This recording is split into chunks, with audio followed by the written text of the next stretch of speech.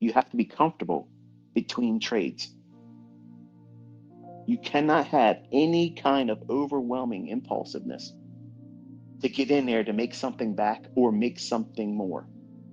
If you're doing that, that's the improper mindset. You are gambling. I promise you, if you're listening to me right now, if you are unstable and highly emotional, impatiently waiting to get into a trade, the best advice I can tell you is go do something else for 30 minutes.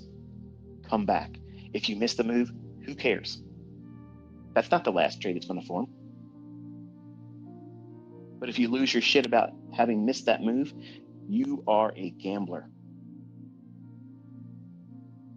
You are absolutely an uncontrolled gambler. You feel like you got to be in every move. I'm not teaching you to do that. And yesterday afternoon, I basically sat down with my son, and my older students have, they were privy to what I was doing.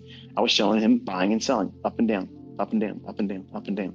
And I said, listen, just because I can do this, just because I can do that, doesn't mean I sit in front of these charts and do that all day long. I want to pick my shots. I want to be able to do what makes sense to me. And the trade I know is likely to occur, and I'm not in a rush to get into, and everything lines up, and I have all the signatures I'm looking for. They're the ones I tweet to you. They're the ones that I'm going in and telling you, okay, I'm going long here. I'm taking a short. And they, boom, take off. Well, there's one. I did lose one. And I see people tweeting all the time. You did that on purpose. You took a look. No, I got it wrong that day. I'm not infallible. I did it wrong.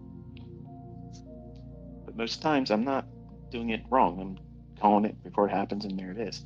But I showed him, I said, listen, just because I can do that doesn't mean I go in there and go hog wild with it. It's not necessary. You need to master yourself. Just because you have the sword in your hand and you can swing it all around doesn't mean that that's what you should be doing. You should keep it in its scabbard, unsheathe it, do one stroke. The item. It's the art of drawing a sword. You pull that blade out. As you're drawing it, it's also a cut. You remove the blood and then put it back into the scabbard. The cut and the drawing of the sword is all one motion. You're not out there like Jason Voorhees in Friday the 13th fucking swinging it around like a machete, trying to cut everything. And that's exactly what you become, a crazed, homicidal fucking psychopath when you're in drawdown. You literally have a machete in your hand and you think every candlestick's a fucking tree that you got to chop down. This is the one I'm going to do next. Oh, yeah, you printed that? Let me go. And the whole time, you're hacking yourself up. You're not cutting anything down except for your equity base. And you don't even realize it because you're a crazed homicidal maniac because you did it to yourself. And you're looking at it like somebody else did it to you or something else did it to you.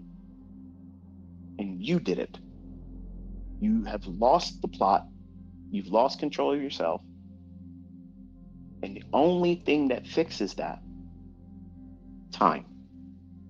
You have to separate yourself, move away from the stimuli that's causing you to want to do those things.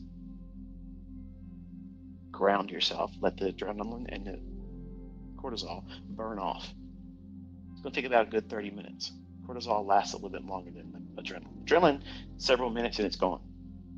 Cortisol, it takes a little bit more time to burn that off. And then once you are in a proper state of mind, then you can deal with other things in your personal life and not be so snappy and punchy, ready to fight and have an argument. You won't feel like every little word that's being spoken to you has needles on it, pricking you. You won't argue with your spouse. You won't yell at your kids. You won't kick the dog. You won't get fired at your job. But when you're looking at that drawdown and you're staring up at it like it's a mountain that you're never going to be able to climb back up, and you have to hurry up and get back up there, like that's the thing that has to happen. Stop and listen to me for a second, okay? Nothing has changed Everything is exactly the way it is right now and how it was exactly the same way when you were at the equity high.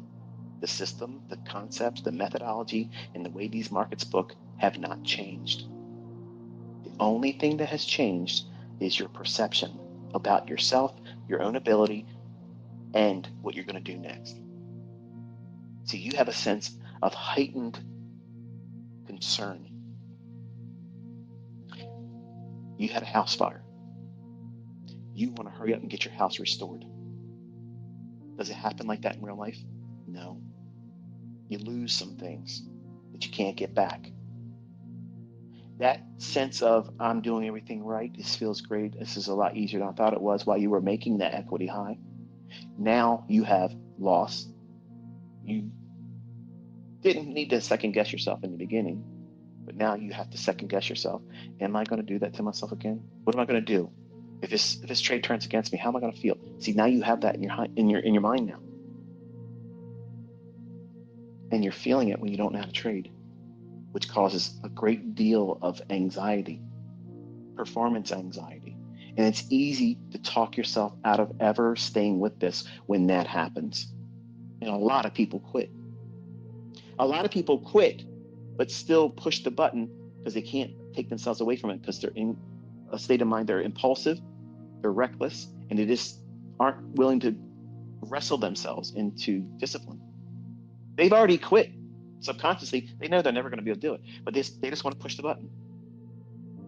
Much like I mentioned before in a Twitter space, I think I talked about it one time on a YouTube video lecture somewhere.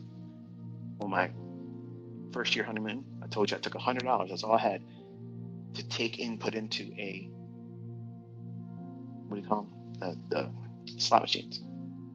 I could have brought more, but all I wanted to bring was $100 because I knew the chance of me making any money off of that is next to none. So I limited myself to $100. And I tried eventually, after being there for hours, trying to lose the $100. Like I was down, just wanted to be done with it, but I didn't want to walk away because I was like, it's stupid. Like I just want to lose it and be done. That's exactly what happens when you trade with the state of mind that my son has right now.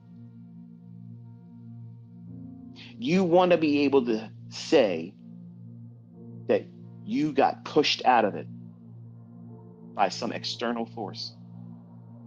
Yeah, stupid brokers. Yeah, stupid market makers. They did it to me again. They got my stop. Oh. Because then it makes it a lot easier to deal with. You didn't mess up. It was somebody else that did it to you. You didn't do anything wrong. You did everything wrong. You did everything wrong. And you have no sense of responsibility. And unfortunately, in this industry, responsibility is always yours.